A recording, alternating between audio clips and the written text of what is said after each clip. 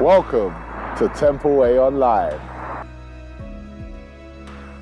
What's up, people? Happy New Year to you, and welcome to the very first episode of Temple Way Online for 2020. Now at Temple Way, we're looking at this idea of wisdom over the next few weeks, and the thin line that exists between making wise decisions and foolish ones. Now in the Bible, there are numerous scriptures and numerous books of the Bible that are dedicated to wisdom in one form or another. One of the most popular ones is Proverbs.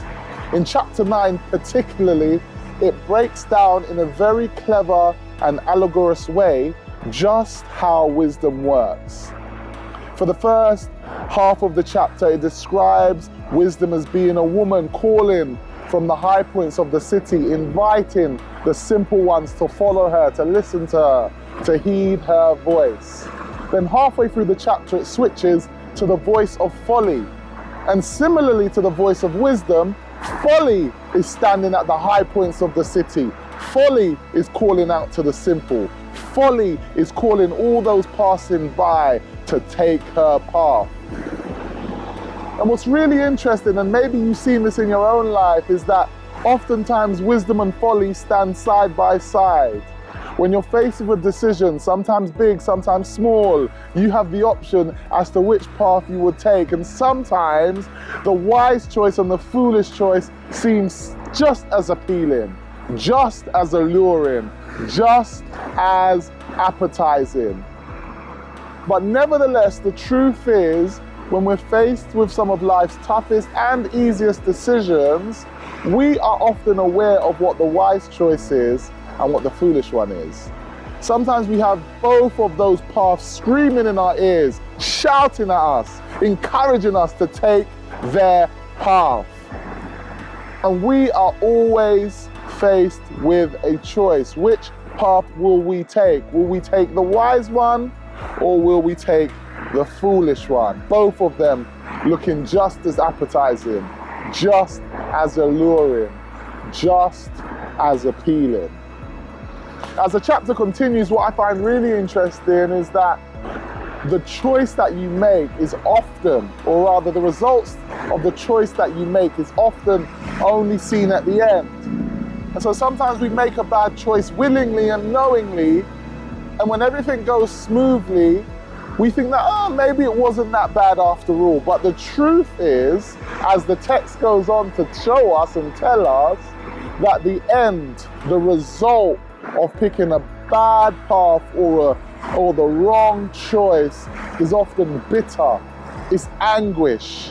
It ends in hell-like circumstances. Whereas picking the right path, the right choice, the wise path, leads to prosperity, life, and health. Two paths look similar, but end very, very differently. You see, life is full of choices. You know this, I know this. From the moment we wake up to the moment we go to sleep, each day, each week, each month, we are filled, and our lives are filled with choices, decisions to make. These paths often roll out in front of us, and sometimes for immediate satisfaction, sometimes for temporal solutions, sometimes for present peace, we make the wrong choices, forgetting that the path ends in destruction. And so I want to ask you a question today. And we spoke about this in our church just recently. I want to ask you the question: what is wisdom saying to you? Right now, as you're watching this video, and maybe throughout the last few weeks, maybe as 2019 turned into 2020, maybe you heard a voice in your own head, a yearning in your own heart, a thought within your own mind to take one path over another. And the question is, the thing I'm asking you, and the thing maybe you need to start thinking about is, what is it that wisdom was saying to you? What path do you know you should be taking? What steps do you know you should be making?